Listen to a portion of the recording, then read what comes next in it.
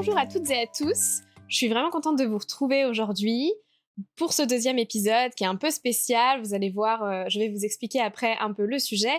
C'est le premier épisode durant lequel on a une invitée.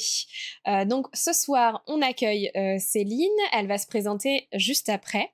Et on va parler d'un sujet qui, je trouve, est important et dont on entend de plus en plus parler depuis quelques années, qui est le sujet de la sexualité, dans le sens très large du terme.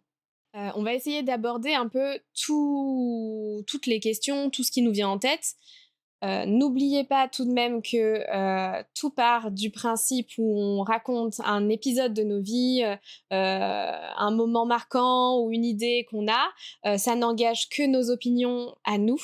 Si jamais vous voulez en débattre, n'hésitez pas à rester dans les commentaires et à échanger un petit peu vos idées. On est totalement ouverte à ces petits débats, c'est important.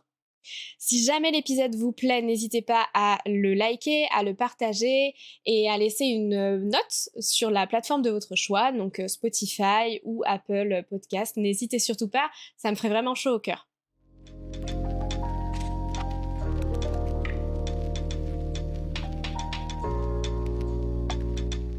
Qu'est-ce qu'on fout là? C'est le podcast dans lequel on essaie de comprendre un peu le monde dans lequel on évolue. On se parle pour mettre des mots sur la vie qu'on mène et sur les épreuves qui se présentent à nous.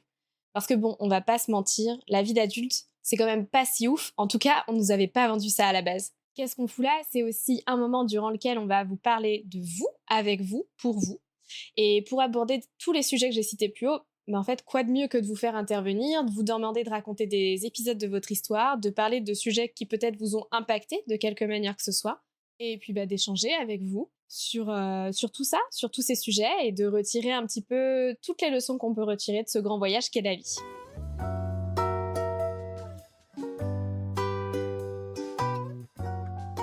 Donc comme je vous disais un petit peu plus tôt au démarrage de l'épisode, ce soir on reçoit Céline. Donc Céline, c'est une personne absolument géniale que j'ai rencontrée via les réseaux sociaux, plus précisément à la base via Twitch. Sachez que vous pouvez également la suivre sur ses réseaux, elle a Instagram, elle a TikTok, voilà. Elle est vraiment top. Je vous mettrai tout ça dans les informations en dessous l'épisode.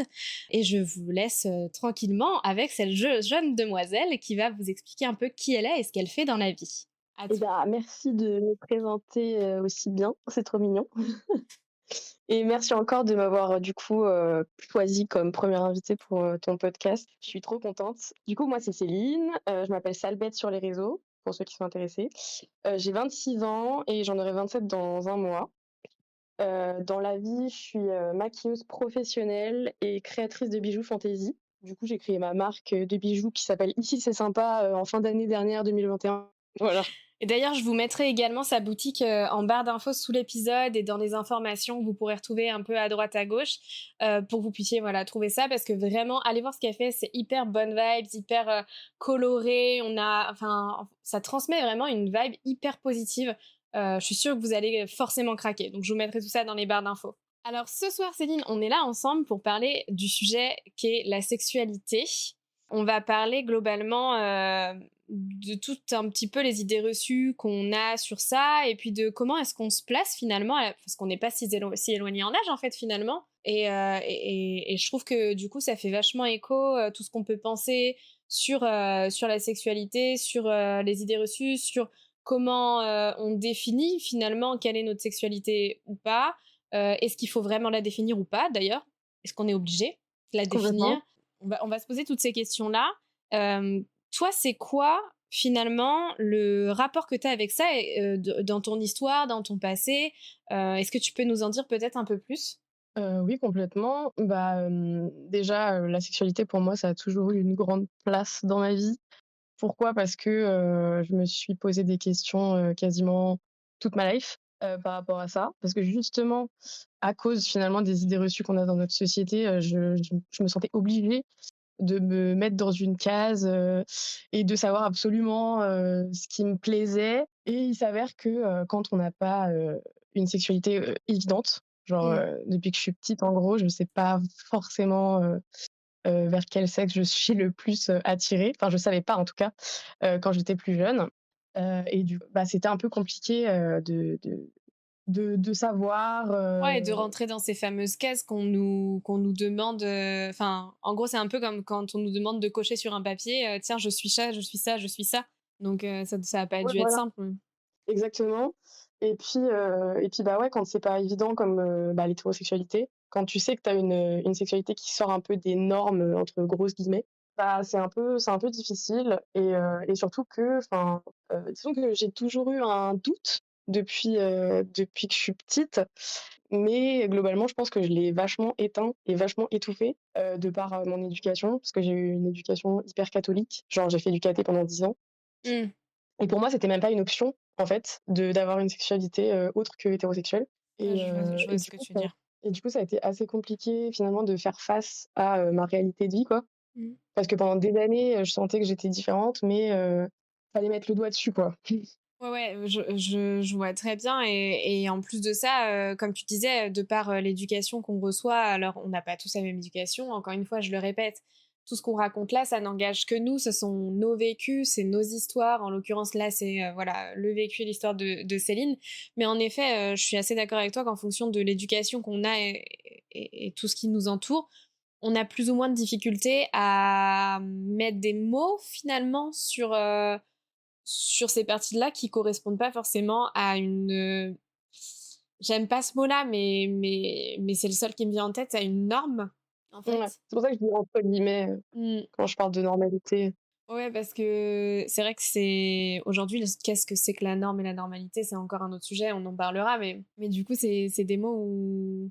En même temps, je vois pas d'autre manière de l'expliquer. Enfin, je trouve que c'est le plus parlant. Je sais pas ce que t'en penses, mais. Oui, non, complètement, parce que ça traduit aussi, le fait que, bah, dans mon entourage, en grandissant, j'avais très peu de personnes qui, en tout cas, étaient assumées autres que hétérosexuelles. Dans ma famille, pas du tout. Du coup, j'avais pas d'exemple, entre guillemets, ou de personnes vers qui, en parler, enfin, avec qui en parler, vers qui, me confier et cetera et du coup, c'est un truc que j'ai intériorisé de fou et en fait, pendant des années, j'étais persuadée que j'étais sale. J'emploie des mots, enfin, j'emploie les mots, les bons mots que j'avais en tête à cette époque-là. Mais ouais, globalement, j'avais vraiment l'impression d'être sale et j'étais tout le temps en duel perpétuel avec ma conscience où je me disais: «Faut pas que j'en parle, faut pas que j'en parle» et du coup, c'est pour ça que je parlais de tout à l'heure du fait que j'étouffais un peu Mm. ce ressenti que j'avais et d'ailleurs, j'ai fait un peu un taf de journaliste avant ton podcast. J'ai retrouvé mes journaux intimes de quand j'étais au collège, Ah, super collège-lycée intéressant. Ok. et je parle que de mecs. Je parle que de mecs et j'ai même écrit des lettres d'amour et tout, Mm. enfin genre vraiment et à chaque fois c'était vraiment des crushs, de loin, tu Mm. vois? Genre, jamais de réelle, confrontation ou expérimentation. Mais du coup, bah, forcément autour de moi, je parlais que de ça, quoi. Mais Mes copines, bah même ma oui. mère, tu vois? Et donc du coup, parce que du coup, il me semble pas qu'on ait forcément, parce que je suis pas sûre qu'on ait mis les mots sur, finalement toi, ta sexualité et cetera. Parce qu'on a dit en effet que, tu avais eu du mal à essayer de mettre le doigt un petit peu sur finalement ce que toi tu aimais et tout. Mais je suis pas sûre qu'on ait Mmh dit aux gens, on va peut-être le répéter. Toi, en l'occurrence, comment tu définirais, même si c'est très difficile de donner une définition complète, et cetera, mais comment est-ce que tu définirais toi, ta sexualité, avec les mots qu'on connaît, OK, alors déjà, à l'époque où j'ai découvert ma sexualité, j'aurais été incapable de trouver un mot. Mmh. Donc il m'a fallu vraiment du temps avant de me sentir dans une pseudo case, on va dire. Mais je pense qu'aujourd'hui, je me situe plus dans la pansexualité. OK. Est-ce que tu peux nous en dire plus, Parce que peut-être pour les personnes qui écoutent le podcast et qui savent pas vraiment ce que c'est qu'être pansexuel? Est-ce que, tu peux peut-être, nous expliquer un peu comment est-ce que toi, en tout cas, attention encore une fois, c'est, nos façons de voir les choses, mais comment est-ce que toi tu définirais, cette sexualité en particulier? bah, pour moi, la pansexualité après je pense qu'il y a des gens qui vont penser que c'est juste normal, en fait, d'être attiré par des gens qui nous plaisent, en termes de personnalité, en termes de personne dans sa globalité. Mais je suis pas attirée forcément par un sexe, je suis attirée vraiment par une personne, par un feeling, par une aura. Mmh, oui, oui. Ouais, par un Hem, ressenti et tout, ouais, d'accord. voilà, exactement, mais c'est vraiment pas par rapport à un sexe, ça c'est juste, un bonus. Mais sinon, ouais, non, c'est vraiment par rapport à la personnalité et et finalement à ce qu'il y a à l'intérieur, quoi. Ouais. Donc oui, oui, la pansexualité finalement c'est ça, c'est que tu peux très bien tomber amoureuse, que ce soit d'un homme ou d'une femme ou même autres, hein, parce qu'attention, il n'y a pas que les hommes et les femmes, hein, je tiens à le dire. Du moment que tu as ce feeling, en fait, et que la personne, te fait tomber amoureuse finalement, qu'il y a ce truc, que ce petit truc en plus qui te fait craquer, quoi. C'est exactement ça, OK. avec une nuance Ouais. qui est importante de préciser, parce que Mmh. du coup, là, on parle de mon cas à moi. Mais il faut savoir que je suis quand même relativement plus attirée par les femmes, OK. la plupart du temps, que par les hommes, voilà. Juste pour la spécificité, hein. Après, heu, par le passé, j'ai eu, tu sais, genre le sentiment de développer, bah, du coup, des sentiments pour, des mecs. Enfin, ça m'est arrivé par le passé, mais c'est juste que, j'avais l'impression que le sentiment n'était pas suffisamment fort pour que ça aille plus loin. Oui, pour que tu envisages, d'avoir une relation finalement plus loin, avec ces personnes, quoi. Sur, pour débunker un petit peu ce que certaines personnes pensent sur ce que tu disais que, finalement, toi, quand, tu t'es posé des questions quand tu étais plus jeune, c'était pas limpide et en effet, tu dis toi, tu pas fait partie de ces gens-là qui ont connaissance de leur sexualité dès un très jeune âge, en fait.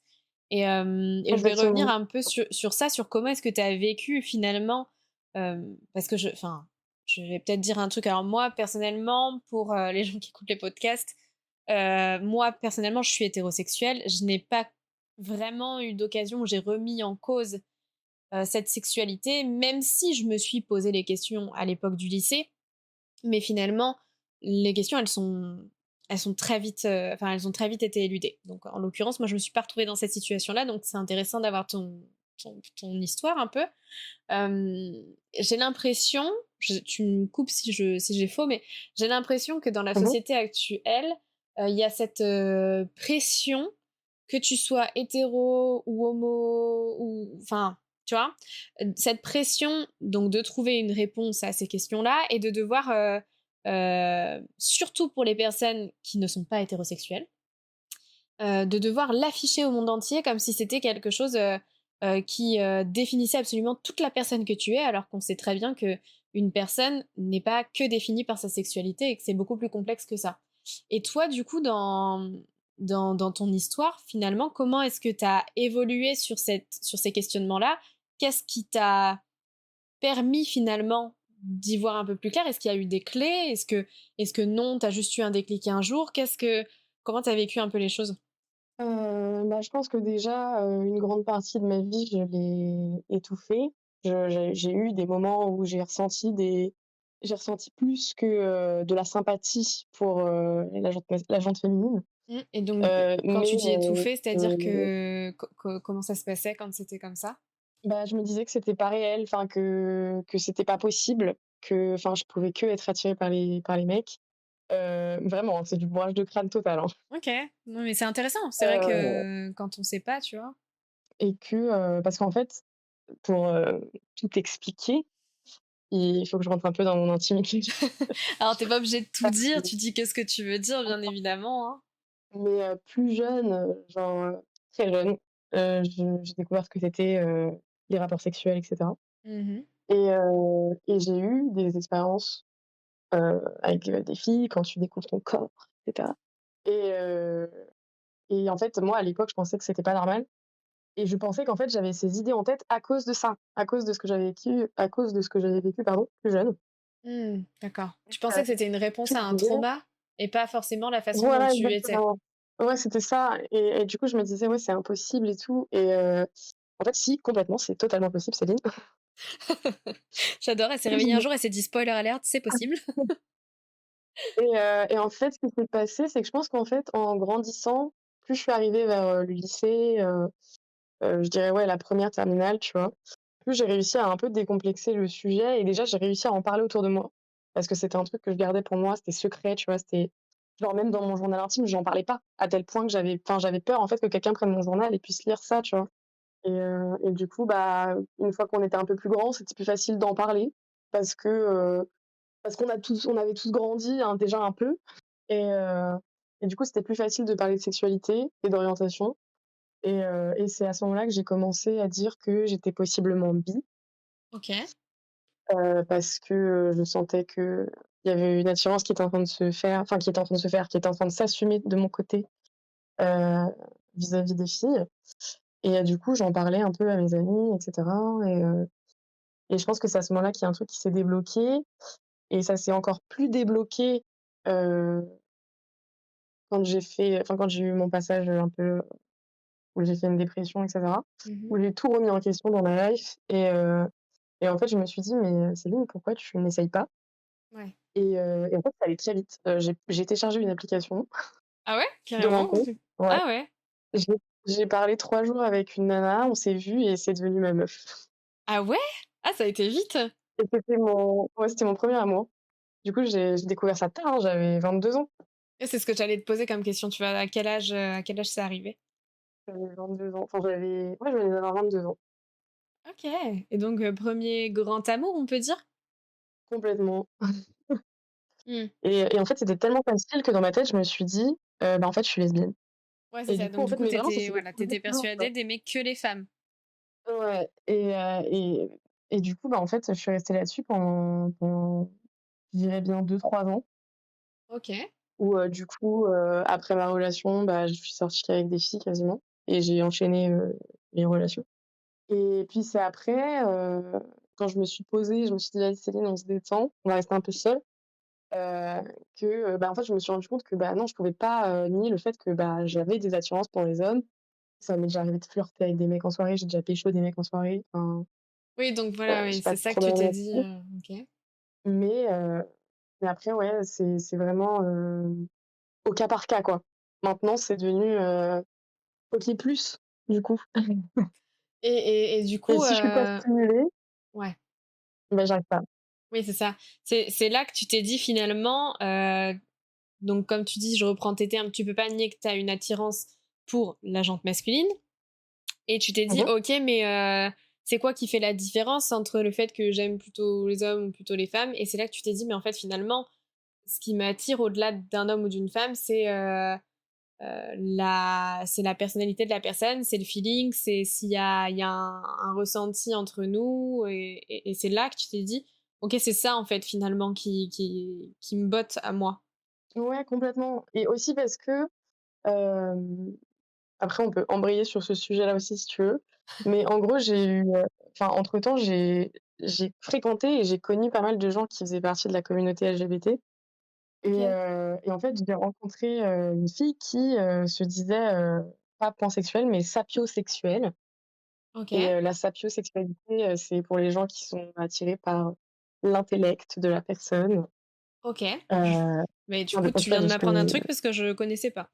de ce que j'ai compris, enfin, en tout cas, c'est genre vraiment quelqu'un qui a besoin d'être stimulé intellectuellement, et peu importe le physique de la personne, peu importe son sexe, enfin, voilà, quoi OK, d'accord. et du coup, elle m'a appris ce terme et c'est à ce moment-là que je me suis dit: «Ah mais en fait, il y a plein de choses qui existent» et c'est aussi pour ça que, comment en fait, je trouve ça dur de se mettre dans une case quand on sait tous les Oui. termes qui existent, en fait et dont je n'avais pas la connaissance et dont finalement, bon, aujourd'hui, je suis contente d'avoir ces connaissances-là et ça m'aide, à comprendre les gens, à communiquer et cetera. Mais parfois, dans ma tête, je me dis: «Mais est-ce que c'est utile? Est-ce qu'on peut pas juste être nous?» Oui, oui, Enfin, c'est ça. En fait, tu vois? c'est ce que je disais un peu plus tôt, dans le podcast. J'ai l'impression qu'on nous demande, vraiment et alors ça, c'est peu importe qu'on soit, de tel penchant ou de tel penchant ou que Quackès ou Pierre-Paul Jacques. J'ai vraiment l'impression qu'on nous Mmh mh. demande vraiment de cocher une case obligatoirement, alors C'est que ça, finalement, quand tu regardes vraiment plus loin, une personne, c'est enfin, tu peux pas la réduire à une case. Pas possible. Une personne est beaucoup plus complètement. complexe que ça. Et c'est ce que je trouve un petit peu dommageable dans toute cette, alors, encore une fois, on ne déforme pas mes propos, tous les combats pour les types de sexualité et cetera sont très beaux et très importants. C'est important parce qu'il faut, ouvrir la parole, il faut, dédiaboliser certaines situations qui malheureusement peuvent parfois être sujets à raillerie, à discrimination, à harcèlement et c'est très grave. D'ailleurs, si jamais vous souffrez, excusez-moi, de discrimination ou de harcèlement, il existe des numéros en France pour pouvoir vous faire aider et pour pouvoir en parler. Donc je vous conseille vraiment de vous tourner, vers des professionnels, qui pourront vous aider. Donc ces combats-là sont très importants, c'est vraiment très important. Mais pour autant, parfois, j'ai l'impression que dans ces combats-là, on oublie cet aspect-là de la personne, qui est hyper important, c'est bien de donner les clés aux gens qui se posent des questions, mais c'est bien aussi d'admettre que parfois, il y a des personnes qui ne peuvent pas se ranger dans ces cases, que votre case, que vous considériez ou pas votre case mieux qu'une autre. Tu vois ce que je veux dire? C'est exactement ça, c'est exact, tu les mots, tu totalement les mots.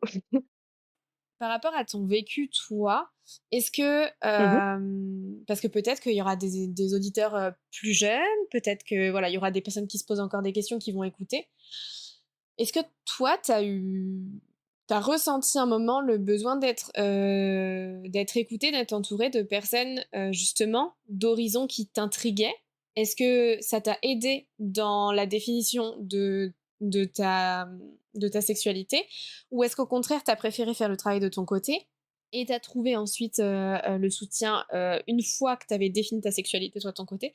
Finalement, est-ce qu'il y a des choses qu'on peut, j'oserais pas dire conseiller, mais en tout cas dont on peut parler, qui pourraient peut-être aider certaines personnes et qui peut-être, toi, à un moment dans ton histoire, t'ont donné le coup de pouce ou pas pour assumer ta sexualité?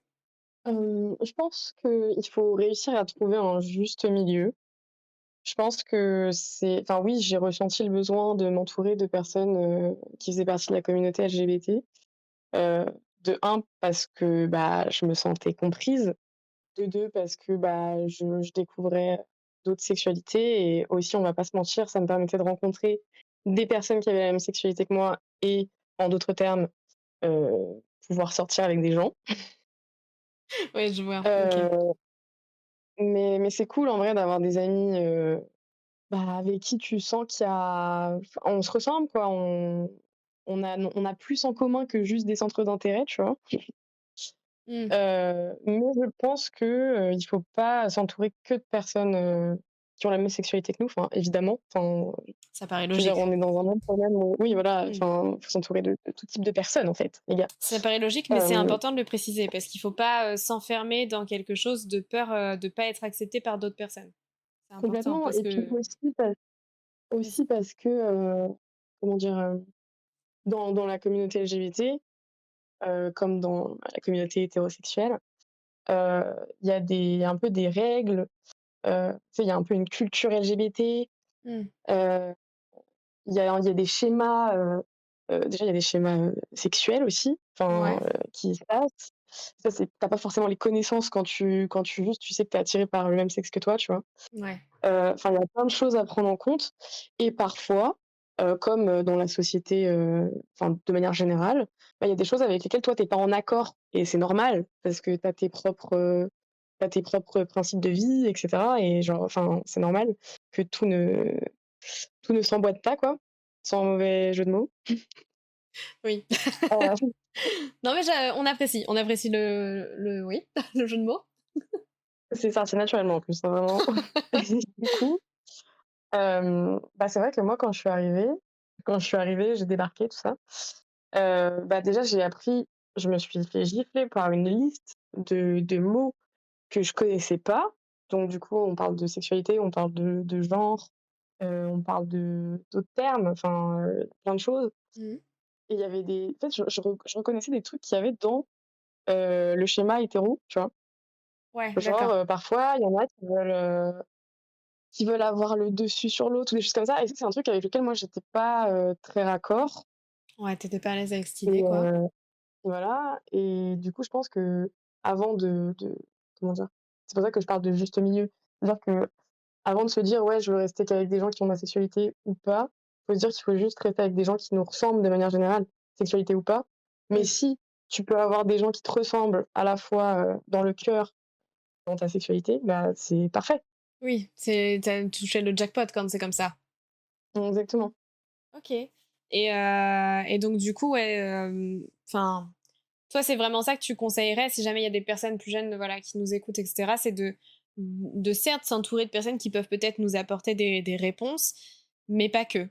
De rester ouvert et de pas s'enfermer dans un schéma qui serait à terme de toute façon, peut-être pas hyper, positif de n'être entouré que de personnes, peut-être du même, de la même, qui ont la même sexualité que nous, je suppose? Bah, oui, le conseil, c'est d'exclure personne, en fait, Ouais. de manière générale. Mais Parce c'est vrai que c'est un que bon conseil, à appliquer tout au long de votre vie. N'excluez personne. parce que si on part du principe que parce qu'on a une sexualité, entre grosses guillemets, «déviante», Oui. heu, nous-mêmes, on est exclus dans certains schémas, dans certains cas. Alors pourquoi nous, on se mettrait à exclure d'autres gens? Enfin, je veux dire, si tu fais partie d'une minorité, je vois pas l'intérêt d'exclure d'autres, enfin, tu vois ce que je veux dire? Oui, oui, oui, je vois très bien ce que tu veux dire. Je vois très bien ce que tu veux dire. Il y a une espèce de, comment dire? C'est Une espèce contre-productif. de synergie qui se crée, entre minorités parce que, bah, justement, il y a ce sentiment de, bah, oui, mais enfin, on est déjà pas beaucoup, si on va exclure d'autres minorités, on sera encore moins, enfin, ça va être, le combat va être, compliqué, quoi. Exactement. OK. Et puis, bah, aussi le conseil du coup, oui, donc c'est de bien s'entourer, mais évidemment d'en parler à des gens de confiance, donc que ce soit des amis ou si les personnes concernées ont la chance d'avoir une famille, à l'écoute, Mmh. ou ouverte sur le sujet. Franchement, faut pas hésiter parce que le mal-être quand tu personne autour de toi, Mmh. c'est vraiment un truc que je souhaite à personne, quoi, donc Et du coup, ça me fait rebondir sur ce que je viens de dire. Comment est-ce que toi, parce que du coup, toi, par rapport à ta sexualité, donc toi, tu es pansexuel, tu, connais des personnes qui font partie de la communauté LGBT, tu en as côtoyé pas mal et cetera. Hem, Comment est-ce que toi, tu te places vis-à-vis de cette vibe un peu, qu'il y a, je trouve, depuis quelque temps sur les réseaux sociaux, de mettre en avant et scénariser un peu ces coming out, ou alors de se sentir obligé de faire un coming out parce que justement ta sexualité n'est pas, sociétalement celle de base? Comment est-ce que tu te situes par rapport à ça et qu'est-ce que tu conseillerais? Ou même la communauté LGBT, comment est-ce qu'elle voit la chose? Peut-être que tu as plus d'infos que nous? Je pense que c'est un avis assez partagé parce que c'est vraiment, en fonction de la personne, en fonction Mmh. de comment elle vit sa sexualité aussi.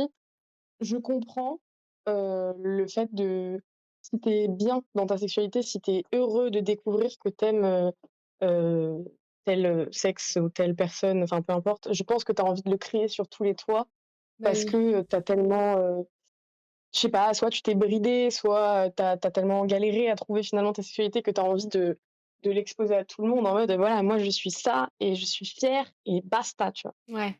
Sauf que, bah, c'est pas si évident pour tout le monde. Moi, je sais que personnellement, quand je l'ai découvert, moi aussi j'avais envie de le crier sur tous les toits. La première chose que j'ai faite, c'est je l'ai dit à mon entourage amical et à mon frère Ouais. et enfin voilà quoi, c'était ma première envie quand, j'ai su quoi et puis surtout je voulais le dire à mes parents. Ouais. C'était important pour moi. Bah oui, parce que, Après le c'est les reste, personnes qui te mettent au monde et tu as envie de leur bah, surtout donner les parce que, clés pour comprendre qui tu es, quoi. c'est ça pour, comme tu disais tout à l'heure, avoir une bonne communication avec mes parents et parce qu'ils avaient aucune clé, comme tu Mmh. disais, Mmh. et parce que je suis super proche de mes parents et pour moi c'était une évidence, de leur en parler et de leur dire: «Bah, voilà, moi je suis ça et je suis trop contente et j'espère qu'on va être tous contents ensemble» et Oui, et puis voilà. Mais partager ton bonheur, parce que j'imagine que quand tu as plus ce poids sur les épaules, c'est une sensation de bonheur et d'euphorie assez importante et tu as envie de partager ton bonheur avec, les personnes qui t'entourent. C'est vrai, c'est très vrai. exactement. Mais par contre, après, aux yeux du reste du monde, j'avoue que pour moi, c'est pas un besoin, si nécessaire que ça, tu vois? Je j'ai pas besoin de l'étaler ou de le mettre, sur mon front. J'adore, Je vais je pas, t'imagine voir les avec gens une pancarte sur le front, j'ai l'image en tête. ouais, mais tu sais, je vais pas voir les gens en soirée en mode: «Hey, coucou, moi c'est Céline, je suis, pan, enchantée». Personne fait ça, en fait, vraiment. Tu si moi j'arrivais en soirée, je disais: «Salut, moi c'est Audrey, je suis hétérosexuelle». Allez, C'est ça, c'est bizarre, c'est donc ça. pourquoi est-ce que ce Mais serait je me demande moins bizarre pour vous? Enfin, c'est mais il y a des gens qui te le demandent. Il y a des gens qui pensent que, c'est nécessaire pour toi de le faire. Genre et en fait, il y a des gens qui pensent à ta place, tu vois? Et qui vont poser des questions, indiscrètes, intrusives, alors que toi, tu as pas forcément envie de enfin, Tu vois? Si ça se trouve, c'est des gens avec qui tu pas spécialement Ouais, proche. c'est ton Pourquoi intimité, quoi. Enfin, qu'il s'agisse exactement. d'une personne hétéro, d'une personne homosexuelle, d'une personne pansexuelle, enfin, et tout autre, j'en oublie. Enfin, genre, je peux pas toutes les citer C'est tellement il y en a. exactement ça.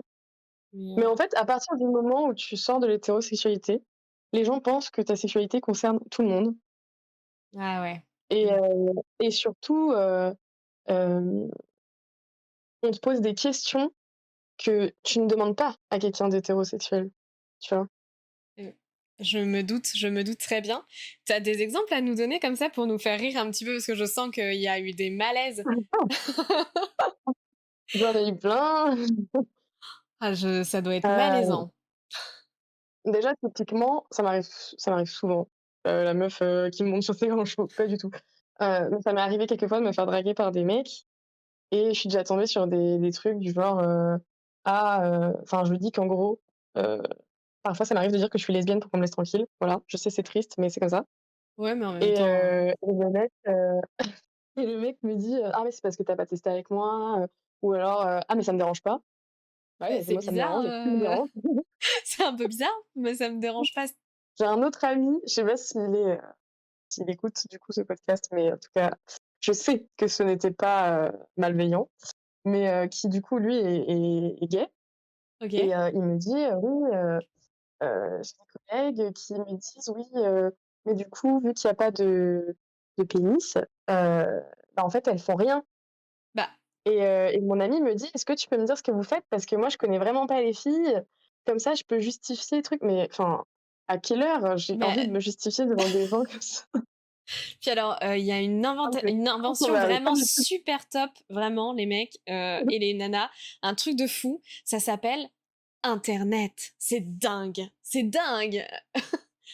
En fait, on n'a vraiment pas conscience quand on, enfin moi entre guillemets, j'ai une sexualité où je me pose vachement moins de questions et où les gens me posent moins de questions.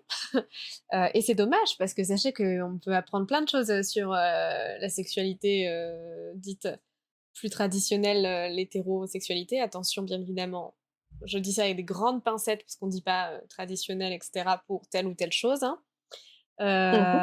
Mais j'avoue que nous, du coup, de notre petite place, on se rend absolument pas compte de tout ce que ça peut induire au quotidien comme situation finalement gênante ou malaisante ou situation où tu dis, mais enfin, je veux dire, tu t'es jamais dit, par exemple, c'est tout bête, mais t'as jamais dit à personne, tu vois, une personne qui te fait genre une réflexion, tu dis, mais et si j'avais hétéro, est-ce que tu m'aurais posé la question? Tu sais, moi, ça me démangerait de dire ça à la personne. Mmh, Mais bon. en vrai, je ne crois pas. Je crois que la plupart du temps, je suis un peu sidérée et ça m'arrive même de finalement de répondre, tu sais, 1er degré, à la question, alors qu'en vrai de vrai, enfin, rien n'y oblige. Ouais, mais parce que Heu, de une déjà, tu t'y attends pas. Donc va trouver une réponse, quand t'es décontenancé comme ça, enfin, c'est pas facile. Et en plus de ça, mmh mh. c'est peut-être tout bête, mais il y a quand même cette volonté d'éduquer un minimum les personnes qui sont en face de toi. Même s'il y a des Bah, personnes qui ne sont pas complètement. éducables, sur ces sujets-là, en tout cas. Mmh. Après, je pense que enfin, ça dépend de l'expérience de chacun. Je le répète beaucoup, mais c'est la vérité. Non, mais tu fais bien, tu fais Heu, bien. parce que je pense que moi, enfin, j'ai mal vécu le fait d'être «différente» entre guillemets Mmh. et j'ai pris beaucoup de temps à m'accepter et OK. heu et du coup, c'est vrai que parfois, quand tu as ce genre de discours en face de toi, ça fait que, t'appuyer sur un endroit qui fait mal déjà de base. Déjà que toi, tu te sens pas «normal» entre guillemets, Mmh. tu sais que ça va pas être facile pour toi dans la vie, ça va pas être facile pour toi, Oui, c'est ça. d'atteindre tes objectifs de vie. Parce que peu importe la sexualité que j'ai, moi j'ai toujours rêvé d'avoir des enfants, d'avoir une famille et cetera, tu vois? Oui. L'un et Et puis quand l'un tu sais n'empêche que pas l'autre, c'est juste que c'est plus difficile, quoi. mais oui complètement, mais c'est juste que, enfin tu sais, il faut déconstruire en fait, faut avec l'âge, en grandissant et cetera, faut juste réussir à déconstruire toutes ces idées Mmh. et à en ressortir plus fort et plus assumé et plus fier de ce que tu es. Mais c'est vrai qu'en pleine construction, c'est compliqué et quand on sort des trucs comme ça, bah, toi, tu es là, tu rigoles en mode: «Ah, c'est trop drôle!» Ouais, alors que, en fait, enfin, non, en fait, ça remue le couteau dans la plaie dans des situations où tu vraiment pas besoin de ça, quoi. complètement, OK. complètement, complètement. OK, OK, mais hyper intéressant et toi qui as été en contact justement comme tu disais avec, donc la communauté, LGBT, aujourd'hui, quand on est une personne qui veut entre guillemets, enfin pas aider, mais en tout cas, faire peut-être un petit peu moins de boulettes ou des choses comme ça, est-ce qu'il y a des choses qu'on peut faire, qu'on peut conseiller, hem ou sur lesquels on peut se renseigner qui éviteraient justement des situations malaisantes comme toi tu as pu vivre? Je pense en s'intéressant déjà, en regardant, des reportages, pas forcément des comment dire? Des séries Netflix ou des choses comme ça, Ouais. mais enfin juste en se renseignant, oui, globalement sur internet, mais sinon, après je pense en suivant des personnes, enfin des personnalités publiques, qui sont assumées. Parce que parfois, il y a des gens qui sont, comment dire? Militants et du coup qui partagent un maximum d'informations sur les réseaux et si vous voulez vraiment aider et vraiment être enfin, juste être présent, être des alliés Mmh. comme on aime les appeler, je pense que oui, il faut suivre des personnes comme ça ou sinon, avoir des amis, Oui. heu, LGBT et puis, poser les questions de manière bienveillante, seule à seule, pas au cours d'une soirée, devant plein de gens, et Devant une en bière, précisant que c'est vraiment sans jugement ou autre et que c'est juste pour, heu, pour les connaissances personnelles, quoi. mmh, OK. Et enfin, il y a pas de souci, hein, je parfois je reçois des questions désobligeantes comme ça et je suis perplexe, mais en vrai de vrai, enfin, il y a des gens qui sont vraiment intéressés et qui me posent des questions. C'est Mmh. évident que je réponds avec, plaisir, et que voilà, je partage mes connaissances sur le Oui, sujet. bah, oui, oui, en effet, pour, de partager un petit peu plus encore d'infos et participer à cette «éradication» entre guillemets de la désinformation autour du sujet. Complètement, parce que c'est finalement, enfin, peu importe la différence qu'on a, la seule chose qu'on veut, c'est exister et être autant respecté qu'une personne qui est dite normale Mmh. et qu'on fasse pas de différence, quoi, qu'on nous parle pas de notre sexualité parce qu'on n'est pas hétéro. Enfin,